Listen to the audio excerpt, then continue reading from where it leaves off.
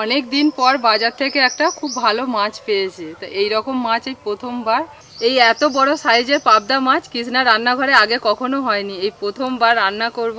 বাজারেতে আজকে সকাল সকাল গিয়েই কিন্তু বড় বড় সাইজের পাবদা মাছ পেয়েছে। একটা নয়, এই একই সাইজের 5টা পাবদা মাছ আছে।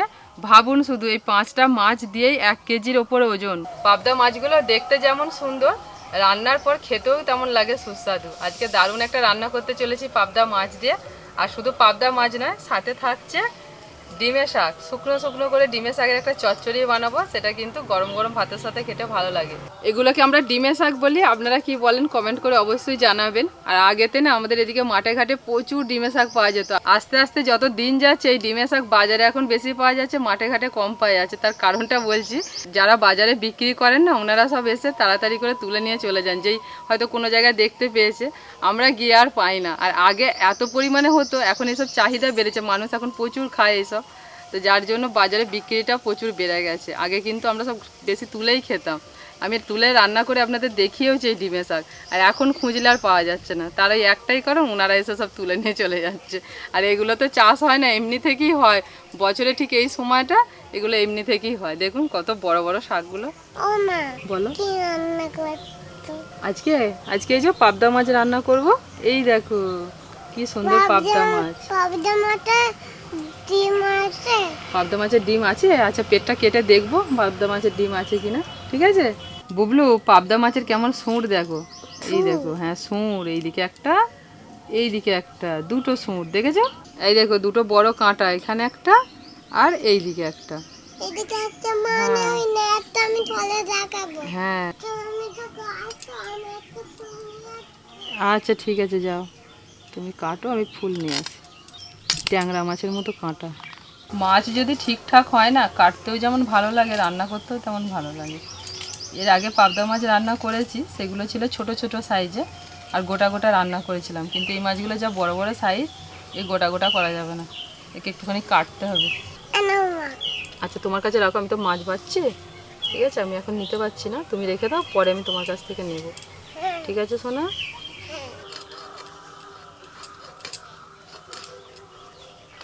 পাবদা মাছের আঁশ নেই, ওই জন্য খুব তাড়াতাড়ি বাছা হয়ে যায়।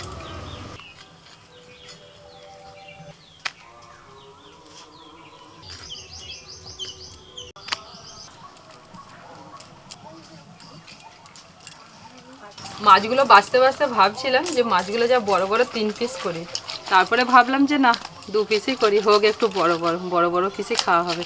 তাছাড়া বাড়িতে আমাদের অত লোকও নেই, তার জন্য 2 পিস করেই করলাম। ডিমের শাকে যে চচ্চড়ি বানাবো, তার জন্য একটু বেগুন, পটল, আলু একটু কেটে নিচ্ছি। ডিমের শাকগুলো কচি, অথচ গাছগুলো বড় বড় হয়ে গেছে, ওই জন্য এই ডাঁটিগুলো না একটুখানি শক্ত হয়ে গেছে। একদম শক্ত ডাঁটিগুলো বাদ দিয়ে দিচ্ছি, আর পাতাগুলো নিয়ে নিচ্ছি।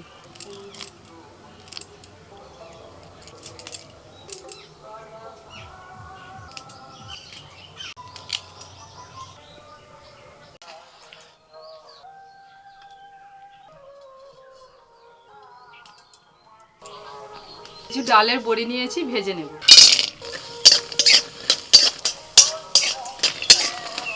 বড়িগুলো ভাজতে ভাজতে একটু বাদামি কালার হয়ে গেছে, এবার তুলে নিচ্ছি। বড়ি কিন্তু এর থেকে বেশি ভাজলে বড়িগুলো আবার তেতো লাগে, হালকা একটু লাল হলে তুলে নেব। শুকনো লঙ্কা, 5 ফোড়ন, দিয়ে দিচ্ছি আলু।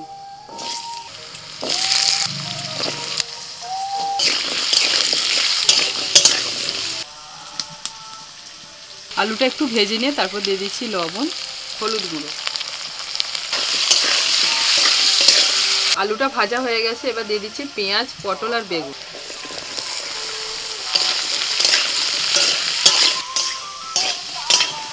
এইভাবে ভাজতে ভাজতে সবজিটা অনেকটা নরম হয়ে গেছে। এই দেখুন আলুটাও হাফ সিদ্ধ হয়ে গেছে। দিচ্ছি একটু লাল লঙ্কার গুঁড়ো, জিরের গুঁড়ো,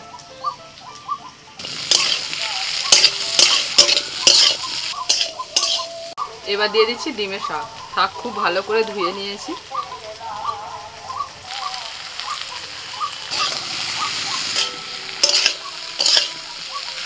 একটু নাড়াচাড়া করে দিয়েছি, 5 মিনিটের জন্য ঢাকা দিচ্ছি। 5 মিনিট হয়ে গেছে, ঢাকাটা খুলে একটু নাড়াচাড়া করে দেবো। নাড়াচাড়া করতে করতে সব রকম সবজিগুলো সিদ্ধ হয়ে গেছে। এই দেখুন এরকম শুকনো শুকনো হবে, আমি কিন্তু এতটুকু জল দিইনি, শুধু ভাজতে ভাজতে সব সিদ্ধ হয়ে গেছে। ভাজা বড়িগুলো ভেঙে নিয়েছি, এবার দিয়ে দিচ্ছি। ডিমের শাক চচ্চড়ি হয়ে গেল, এবার নামিয়ে নিচ্ছি।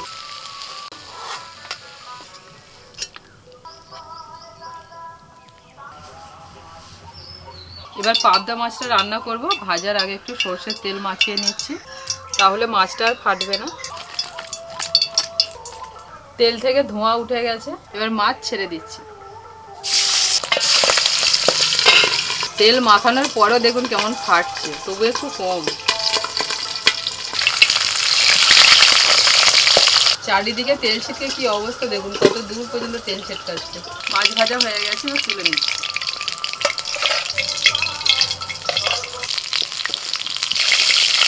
সব মাছ ভাজা হয়ে গেছে, কড়াইতে দিয়ে দিচ্ছি কালো জিরে, 2টো শুকনো লঙ্কা, পেঁয়াজ কুচি,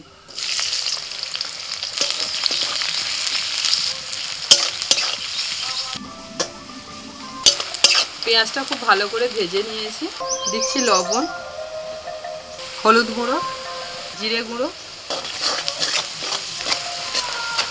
একটু নাড়াচাড়া করে নিয়ে এবার আমি দিয়ে দিচ্ছি 2 রকমের সর্ষে, পোস্ত, কাঁচা লঙ্কা একটু লবণ দিয়ে বাটা, সেটাকে জল দিয়ে একটুখানি গুলে নিয়েছি, এবার দিয়ে দিচ্ছি।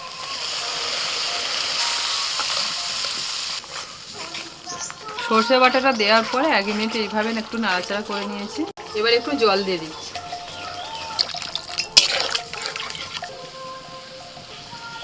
মশলা ফুটতে শুরু করেছে, এবার ভাজা মাছগুলো দিয়ে দেব।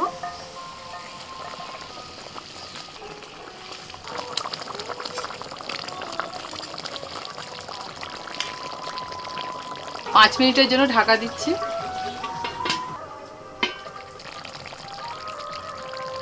সব শেষে দিয়ে দিচ্ছি একটু চেরা কাঁচা লঙ্কা।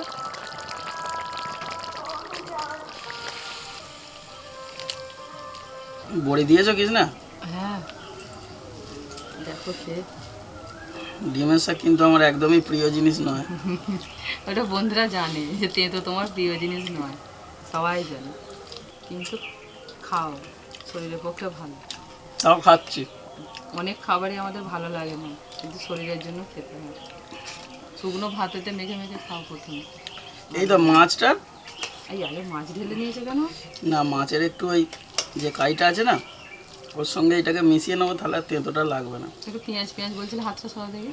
দাদা দাদা, আরে চামচটা আজকে ব্যাস ব্যাস, এটা খাও না, এত ভালো।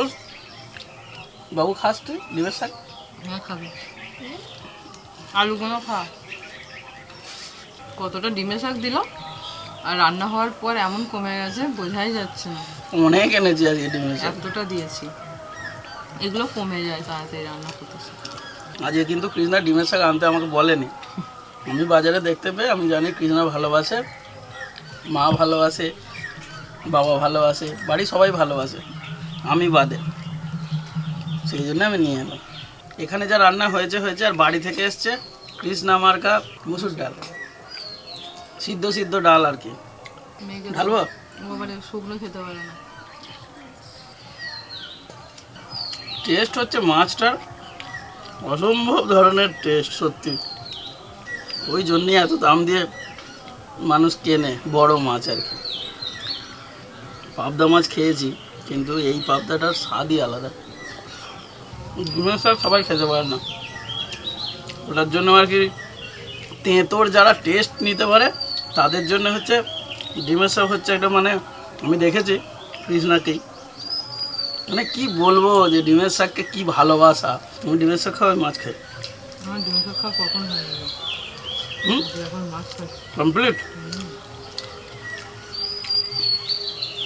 মাছের ডাল ডিম হয়েছে, সব মাছও না, যা বড় সাইজের মাছ, একটা মাছের একটু ডিম হওয়াটা স্বাভাবিক। হ্যাঁ